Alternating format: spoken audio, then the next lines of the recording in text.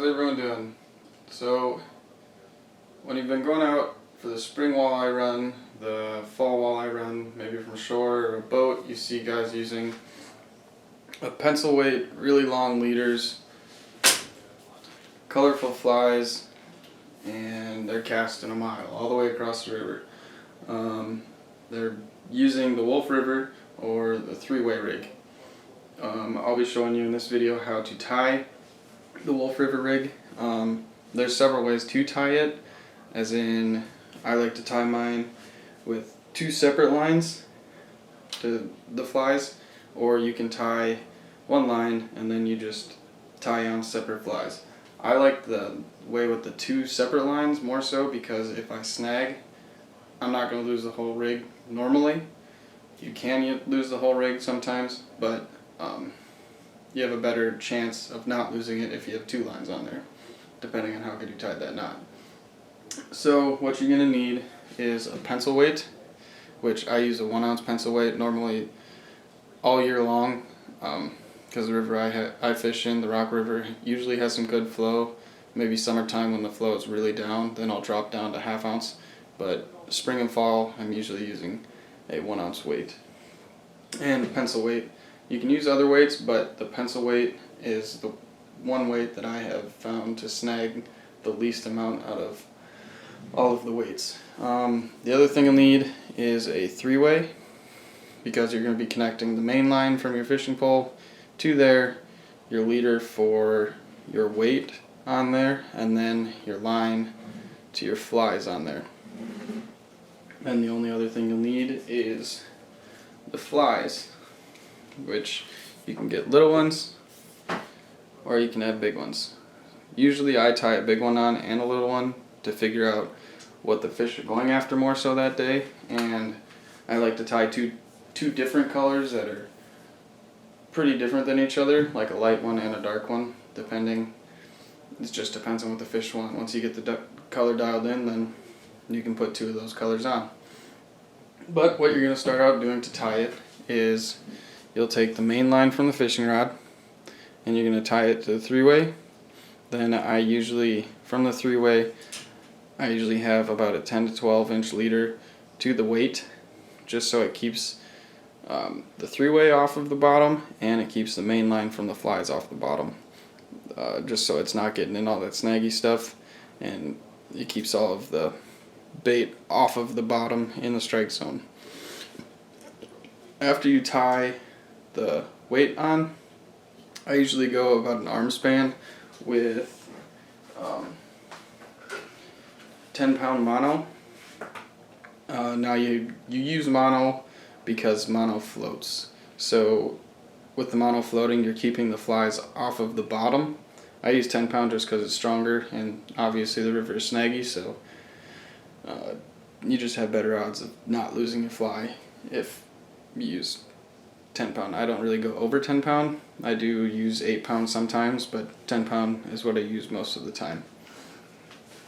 So once you do that, you tie your main line for your fly on the three-way, and like I said, you do about an arm's length and then maybe a foot more, so it's about 5 to 6 feet long.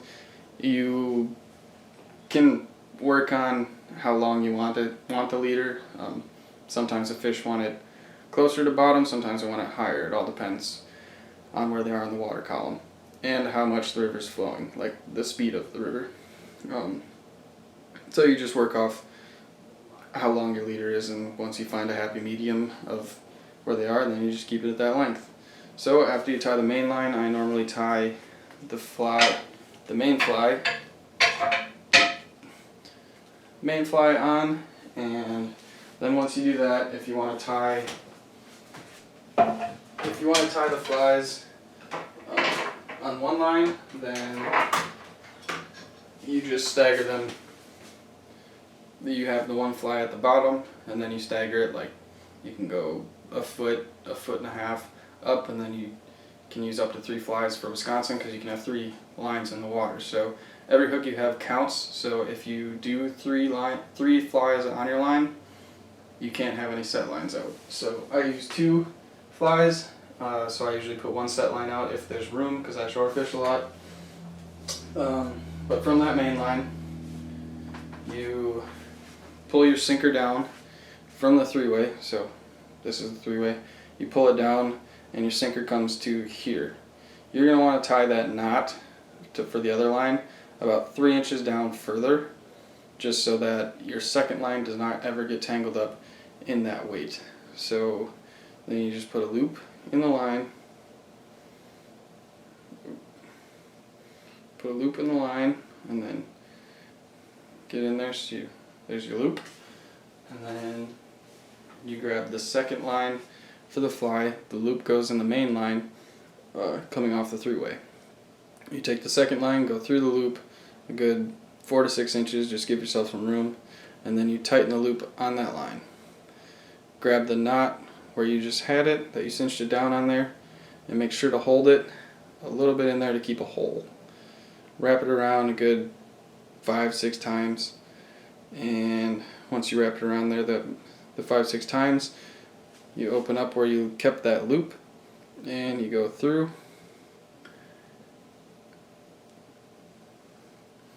that, in which you made another loop. Pull the line through there, tighten it down, grab your second line, not your main line, and cinch them together. Then you just made a cinch knot, so then you have that tag end, which you're going to want to snip off so it doesn't get tangled in anything.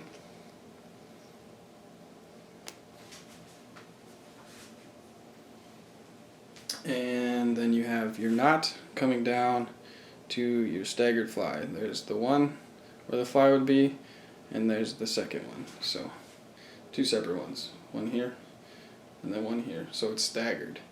I always like it staggered just so you can put them in front of different fish and you can test the water column and see where they want it. After that, you're mainly just keeping your sinker, trying to keep your sinker on bottom. So you can do heavy pumps sometimes. The fish like the flies moving faster, but you're basically just trying to keep the weight running right along the bottom, finding the structure. You want to I use a medium fast tip rod because then I can feel stuff really good, and that's just what I always use. I can get the best feeling, feel the fish bite it, and tell the difference between bottom and a fish. So yeah, when you're going to store it, it is a lot of line, so I usually have a Velcro piece that I connect the weight to the rod and I just wrap it around there. Keep it on there so it's not just swinging around and you don't break anything. Then I either take the flies and I connect them like I did here and then put it on the cork, or you can wrap around your reel, come back up, and if you have it staggered if you measure your line properly, you can go from there and then put one fly on here on your bottom loop, on your bottom eyelet, and then your other fly on your top, on the second eyelet. And then I usually put a rod sock over it just so it doesn't get caught in anything. So that's how you tie the three-way rig, or three-way fly rig, or what other people call the Wolf River rig. I tie my own flies. I usually bring a lot of flies with me, just if I'm finding snags and I lose some flies, then I always have it. And that you always have multiple of the same color that you have, because if you have a hot color that you're catching fish on and you snag it and lose it, you're going to be pretty pissed off that you don't have that color anymore. In which I tie my own flies because I've lost a lot of flies fishing the river, so I just learned to tie my flies on my own, which I have on my Facebook. I do sell some if anyone's interested, but yeah, just make sure you bring a lot of flies and a lot of the same color that you have, and then differentiate from light and dark flies depending on what they want, more colorful, less colorful. It all depends on what the fish want. So that's how you tie it. Make sure to like, comment, subscribe. Let me know on some other videos that you may want me to do. Hopefully I can be getting out to the river this weekend sometime. The river's coming up, so there's a lot more flow, hopefully getting the fish moving and warming up. The rain hopefully warmed it up, and we're supposed to get to like 50 today. I didn't check the temperature, but it is warming the river up, so the walleyes should be moving here soon. So hopefully get on some. Thanks for watching.